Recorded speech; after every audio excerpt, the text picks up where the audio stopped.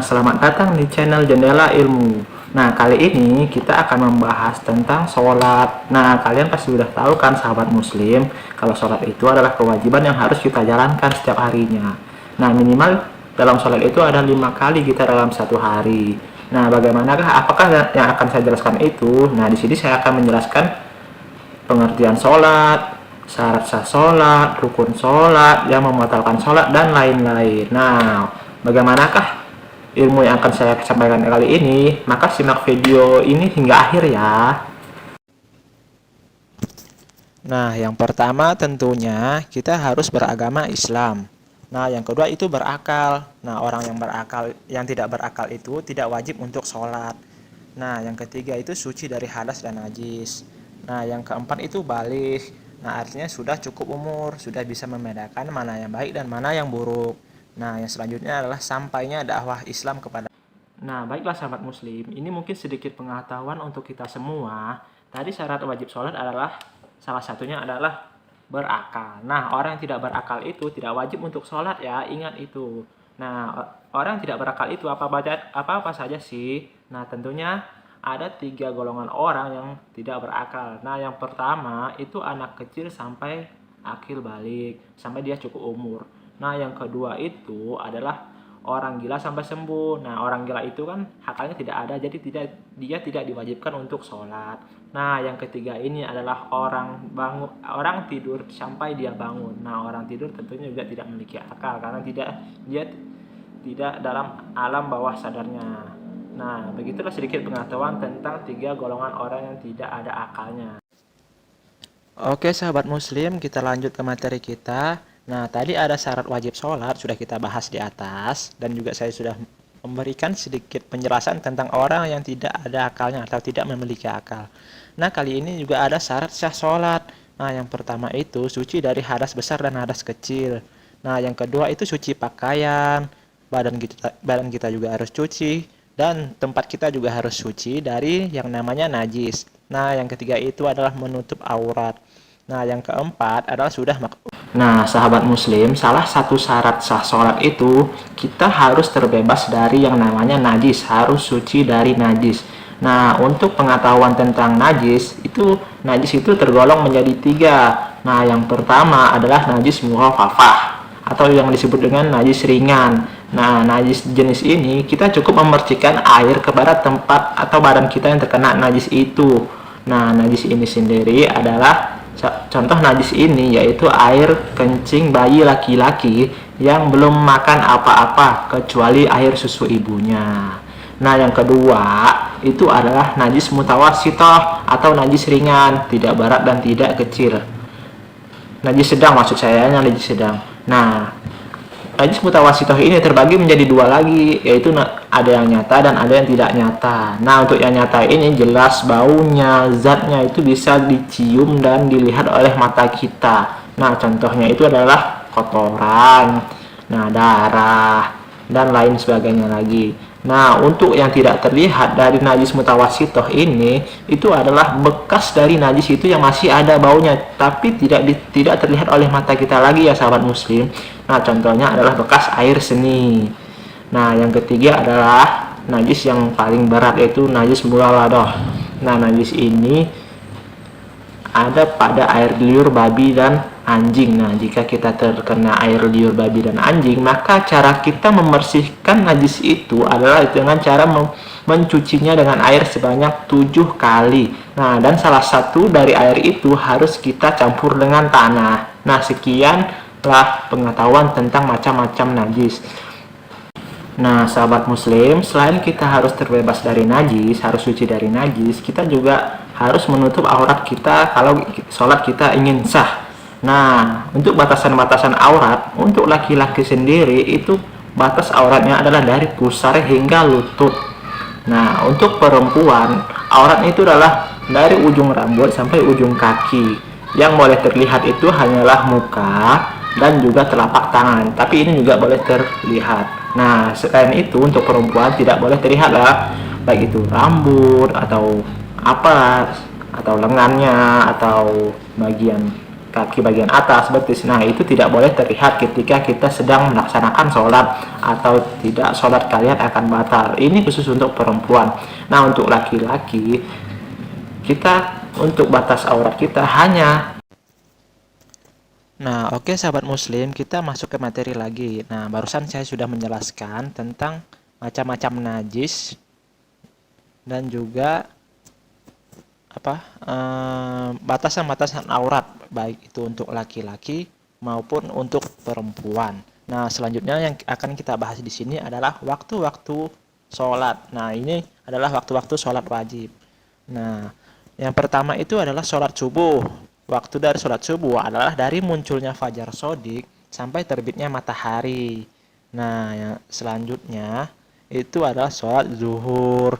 Nah, sholat zuhur dimulai dari condongnya matahari sampai bayangan melebihi tubuh kita. Nah, itu batasan untuk sholat zuhur.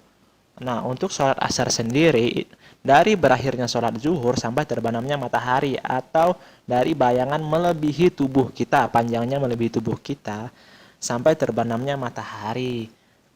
Oke sahabat muslim, untuk sholat maghrib itu sendiri, dari terbenamnya matahari sampai hilangnya cahaya merah matahari dari langit.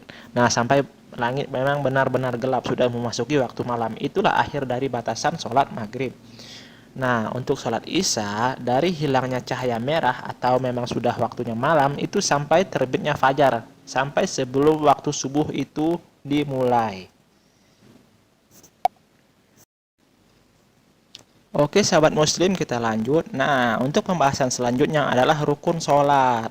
Nah, apa-apa saja rukun sholat ini? Nah, yang pertama itu niat. Niat itu harus di dalam hati ya sahabat muslim. Niat itu letaknya di hati atau di kolbu. Nah sahabat muslim, salah satu rukun dalam sholat itu adalah niat. Nah, niat ini ada pendapat dari 4 mazhab ya sahabat muslim. Seperti yang kita tahu, ada 4 mazhab yang kita kenal, yaitu mazhab Hanafi, mazhab Maliki, mazhab Syafi'i, dan mazhab Hambali. Nah, di sini ada 2 pendapat.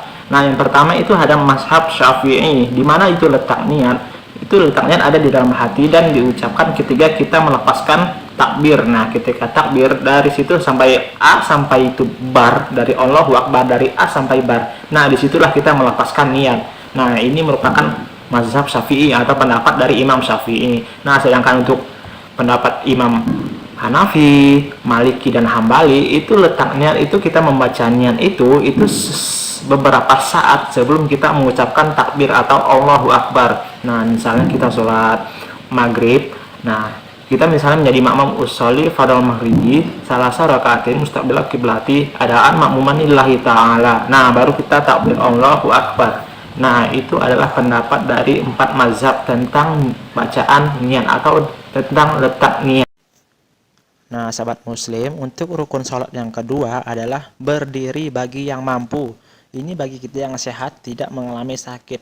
Nah, bagaimana dengan orang yang sakit sahabat muslim? Nah, misalnya dia sakit kaki. Nah, dia tidak bisa berdiri, maka dia sholat dengan cara duduk. Nah, kalau dia tidak bisa duduk, maka dia sholat dengan cara berbaring. Nah, berbaring pun misalnya dia juga tidak bisa, maka dia sholat dengan cara telentang. Nah, telentang pun tidak bisa misalnya, atau dia sakit parah, maka dia sholat hanya dengan mengedipkan mata dengan isyarat. Nah, Allah Subhanahu wa Ta'ala itu tidak mempersulit hambanya untuk mendirikan sholat. Ini sesuai kemampuan kita dan juga sesuai dengan kesehatan yang kita miliki. Nah, bagi kita yang sehat walafiat, maka kita berdiri bagi yang mampu. Nah, kita harus berdiri dalam melaksanakan sholat. Ini adalah salah satu rukun sholat. Nah, baiklah sahabat muslim, untuk rukun sholat yang selanjutnya adalah takbiratul ihram. Nah, oke, kita lanjut sahabat muslim. Nah, yang keempat adalah membaca Al-Fatihah. Nah, ini salah satu juga rukun sholat. Nah, sahabat muslim, untuk kita membaca Al-Fatihah harus benar-benar diperhatikan dengan benar ya. Harus teliti tajwidnya, makhrajnya. Nah, untuk makmum, bagi yang kita sholat berjamaah, untuk makmum itu ada 3 pendapat tentang Al-Fatihah dari 4 mazhab, yaitu Hanafi, Maliki, Syafi'i, dan Hambali. Nah, untuk pendapat Imam Hanafi atau mazhab Hanafi, itu makmum tidak perlu membaca Al-Fatihah. Kenapa? Karena dia ada dalil dalam hadis al-imamun junnah. Nah, artinya itu adalah imam penanggung jawab, maka semua bacaan makmum itu di-cover oleh imam. Nah, di sini imamlah yang bertanggung jawab atas bacaan makmum. Nah, yang kedua itu adalah pendapatnya Imam Maliki. Nah, di sini tengah-tengah antara pendapat Imam Hanafi dan Imam Syafi'i. Nah, pendapat dari Imam Maliki ini, kalau Al-Fatihahnya itu zahar, jelas diucapkan oleh imam, nah, misalnya pada sholat subuh, sholat maghrib, dan sholat isya, maka si makmumnya itu tidak perlu membaca Al-Fatihah karena dia sudah mendengar Al-Fatihah yang diucapkan oleh imam. Nah, bagaimana kalau Al-Fatihahnya itu syir atau tidak jelas atau tidak kedengaran oleh makmum itu? Nah, misalnya pada sholat zuhur dan sholat asar. Nah, kata Imam Maliki, maka di sini sang makmum itu wajib membaca Al-Fatihah karena dia tidak mendengar bacaan Al-Fatihah imam. Nah, pendapat yang ketiga adalah pendapat Imam Syafi'i. Nah, Imam Syafi'i dalam di sini kita wajib membaca Al-Fatihah baik itu tidak terdengar maupun juga terdengar, karena dalam hadis dikatakan jika Al-Fatihahnya kita tidak benar, maka sholat kita itu tidak diterima atau batal. Nah, sekianlah penjelasan tentang Al-Fatihah untuk makmum dari pendapat 4 mazhab ini, sahabat muslim. Nah, oke sahabat muslim, untuk rukun sholat yang selanjutnya adalah ruku disertai tumak ninah. Nah, apa di sini tumak ninah? Nah, tumak ninah itu adalah kita berjeda sedikit sebelum kita membaca. Nah, menurut yang saya baca, tumak ninah yang sempurna itu adalah jedanya seperti lamanya kita mengucapkan kalimat subhanallah. Nah, itu adalah tumak ninah yang sempurna, minimal. Nah, jangan terburu-buru karena di dalam hadis Nabi pernah menyuruh orang untuk mengulangi sholatnya dan terus diulangi karena dia tidak tumak ninah. Nah, untuk rukun sholatnya selanjutnya adalah iktidal disertai tumak ninah juga ya sahabat muslim. Nah, yang selanjutnya untuk rukun sholat adalah sujud disertai tumak ninah. Kemudian duduk di antara dua sujud disertai tumak ninah. Nah, dengan kita membaca Rabbil firli warhamni wajaburni warfa'ni warzuqni wahdini wa'afini wa'fu'anni. Nah, untuk rukun sholat yang selanjutnya adalah duduk akhir, kita membaca at-tahiyatul. Nah, di sini kita membaca at-tahiyatul mubarakatuh shalawatulillah sampai akhir. Nah, untuk yang selanjutnya adalah bersolawat kepada Nabi Muhammad SAW. Nah, di sini juga ada dalam kalimat at-tahiyatul kita. Nah, asyhadu an la ilaha illallah, asyhadu an la ilaha illallah, asyhadu anna Muhammadar Rasulullah, Allahumma shalli ala sayyidina Muhammad wa ala ali sayyidina Muhammad. Nah, untuk yang selanjutnya adalah salam. Nah, ini juga termasuk rukun sholat. Nah, ini yang terakhir rukun sholat adalah tertib, yaitu berurutan dari pertamanya niat hingga salam. Nah, sahabat muslim, ketika kita membaca tasyahud, maka ada waktunya kita untuk mengangkat telunjuk kita. Nah, dari 4 mazhab ini pendapatnya masing-masing berbeda. Nah, kita mayoritas di Indonesia kita selalu menggunakan mazhab Syafi'i. Nah, saya akan menjelaskan 4 perbedaan untuk mengangkat telunjuk pada 4 mazhab ini. Nah, mazhab yang tertua adalah mazhab Imam Hanafi. Nah, pendapat Imam Hanafi dia itu adalah angkat sekali, turun sekali, yaitu at-tahiyatu mubarakatuh salawat thayyibatulillah. Assalamualaikum ayuhan nabi warahmatullahi wabarakatuh. Assalamualaikum wala ibadillahi sholihin. Asyhadu an la ilaha illallah. Nah, dia angkat sekali, turun sekali. Nah, untuk yang selanjutnya adalah mazhabnya Imam Maliki. Nah, dari Imam Maliki ini berpendapat ketika kita mengangkat telunjuk dari mulai at-tahiyatu sampai salam itu bergerak, telunjuk kita tuh bergerak. Nah, at-tahiyatu mubarakatuh salawatu thayyibatillah. Assalamualaikum ayuhan nabi warahmatullahi wabarakatuh. Assalamualaikum warahmatullahi wabarakatuh. Asyhadu an la ilaha illallah wa asyhadu anna Muhammadar Rasulullah. Allahumma shalli ala sayyidina Muhammad sampai salam ya sahabat muslim. Nah, itu adalah pendapat dari Imam Maliki. Nah, sedangkan untuk pendapatnya Imam Syafi'i yang mayoritas kita pakai di Indonesia, saya juga memakai sendiri mazhab Imam Syafi'i dalam masalah angkat telunjuk, yaitu dia hanya angkat sekali. Nah, at-tahiyatu mubarakatuh salawatu thayyibatulillah. Assalamualaikum ayuhan nabi warahmatullah. Assalamualaikum wala ibadillahi sholihin. Asyhadu an la ilaha asyhadu alla ilaha illallah wa asyhadu anna muhammadar rasulullah. Nah, ini sampai salam baru kita turunkan. Nah, ini merupakan pendapat dari mazhab Imam Syafi'i. Nah, saya juga menggunakan mazhab Imam Syafi'i dalam masalah angkat telunjuk. Nah, yang selanjutnya adalah pendapatnya Imam Hambali. Nah, Imam Hambali lagi berbeda lagi. Nah, Imam Hambali mengangkat telunjuk setiap ketemu lafaz Allah. Nah, at-tahiyatu mubarakatuh salawatu thayyibatulillah. Assalamualaikum ayuhan nabi warahmatullah. Assalamualaikum wa ala ibadillahis sholihin.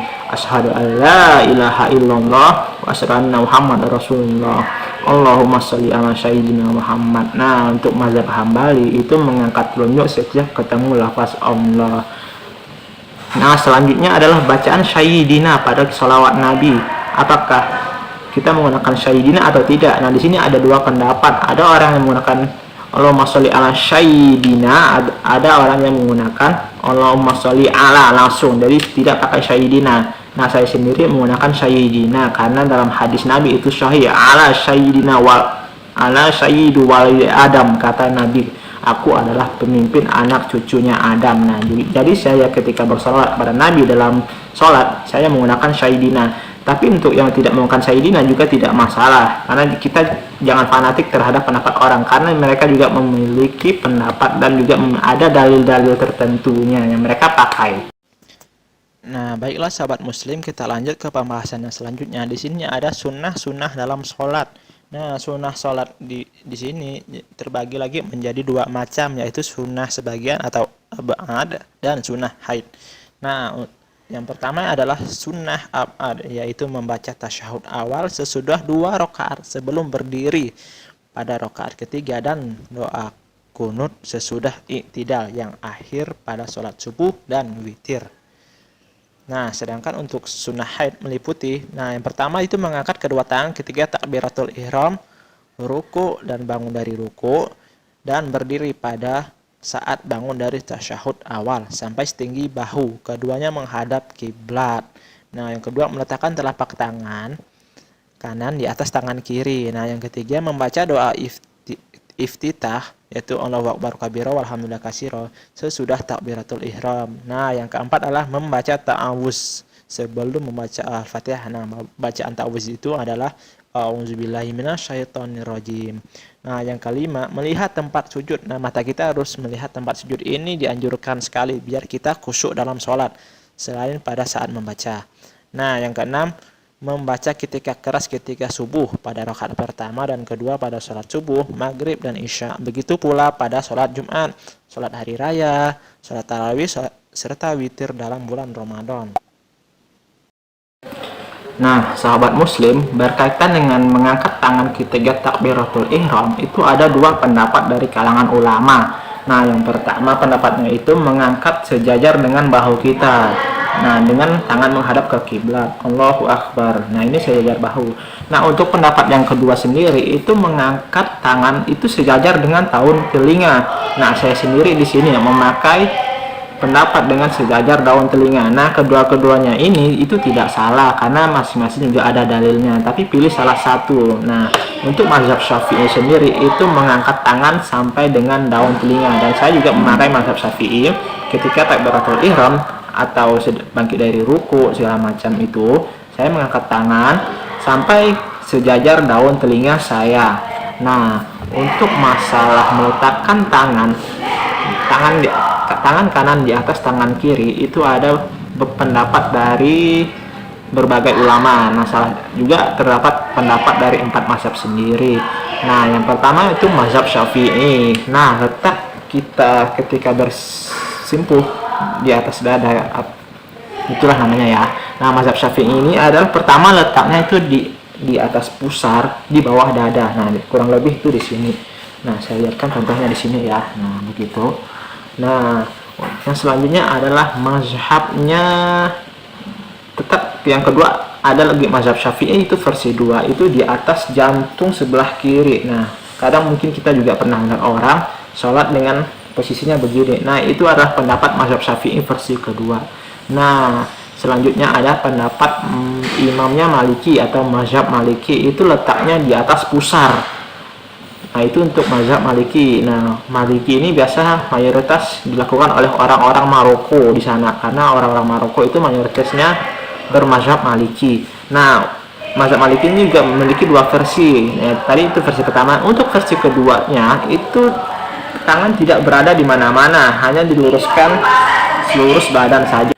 Nah, sahabat Muslim, untuk pendapat dari Imam Hanafi dan Hambali ini juga berbeda. Nah, ketika kita meletakkan tangan itu, mereka berpendapat bahwa tangannya diletakkan di bawah pusar. Nah, ini adalah pendapat dari Imam Hanafi dan Hambali. Ini kedua-duanya sepakat bahwa ketika meletakkan tangan itu berada di bawah pusar. Nah, ada satu pendapat lagi keluar dari empat mazhab ini, tapi sering juga dipakai oleh orang-orang ketika melakukan sholat. Nah, ini adalah pendapat Syekh Albani namanya ya, sahabat Muslim. Dia berpendapat bahwa ketika kita meletakkan tangan itu berada di atas dada. Nah, itulah pendapat-pendapat para ulama tentang meletakkan tangan ketika kita setelah melakukan takbiratul ihram. Nah, sahabat Muslim, ini adalah lanjutan dari sunnah haid. Nah, yang seterusnya atau yang ketujuh itu adalah membaca amin sesudah membaca Al-Fatihah bagi imam ini ketika sholat berjamaah. Nah, kita sebagai makmum membaca amin itu setelah imam mengucapkan amin juga, jangan mendahului imam. Nah, begitulah konsepnya ketika kita membaca amin. Nah, selanjutnya yang kedelapan adalah membaca salah satu surah dalam Al-Quran. Itu bebas surah apa saja yang ada dalam juz 30 atau di luar juz 30 itu sendiri. Nah, yang kesembilan mendengarkan bacaan imam. Ini mendengarkan dengan seksama, biar kita sholat kita itu khusyuk. Nah, yang ke-10 takbir ketika bangkit dan turun selain ketika ruku. Nah, yang ke-11 ketika ruku membaca sami'allahu liman hamidah. Nah, yang ke-12 membaca robbana lakal hamdu.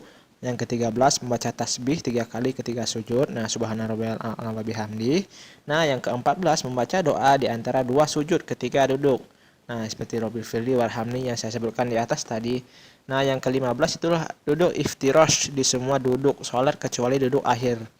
Nah, yang ke-16 meletakkan tangan di atas lutut ketika ruku. Nah, yang ke-17 membaca tasbih ketika ruku. Ke-18 membaca tawaruk pada duduk akhir. Nah, yang selanjutnya istirahat sebelum atau sebentar sesudah sujud sebelum berdiri. Nah, yang ke-20 itu bertumpu pada tangan ketika hendak berdiri dari tanah atau tempat kita sujud. Nah, yang ke-21 adalah memberi salam. Nah, sahabat Muslim, seperti yang kita jelaskan sebelumnya, salah satu sunnah sholat maksud saya, itu adalah bertumpu dengan telapak tangan ketika hendak bangun dari sujud untuk berdiri lagi. Nah, di sini juga ada pendapat yang berbeda dari para ulama. Nah, yang pendapat pertama itu adalah menggunakan telapak tangan. Nah, seperti ini. Bertumpunya seperti ini ketika kita bangun dari sujud. Nah, tapi ada juga ulama mengatakan hadis yang tentang seperti menggunakan telapak tangan ini katanya itu dhaif, tidak bisa digunakan. Tapi juga ada yang bilang ini hadisnya sahih. Nah, yang selanjutnya adalah dengan telapak tangan itu sendiri. Nah, ini namanya ala rahati. Nah, ini yang digunakan dalam mazhab Syafi'i. Nah, saya sendiri juga menggunakan mazhab Syafi'i dengan bertumpu kepada kedua telapak tangan. Nah, yang selanjutnya untuk pendapat ketiga itu tidak bertumpu kepada telapak tangan karena menurut mereka ada sebuah dalil ketika Nabi Muhammad masih muda, maka dia tidak menggunakan telapak tangan, tidak bertumpu dengan tangannya kita akan berdiri karena tenaganya itu masih kuat. Nah, inilah sekilas tentang pendapat-pendapat ulama tentang bertumpu dengan. Nah, sahabat Muslim, saya ingin menambahkan sedikit tentang doa kunut. Nah, doa kunut ini juga berbeda-beda pendapat dari berbagai kalangan mazhab dari 4 mazhab ini.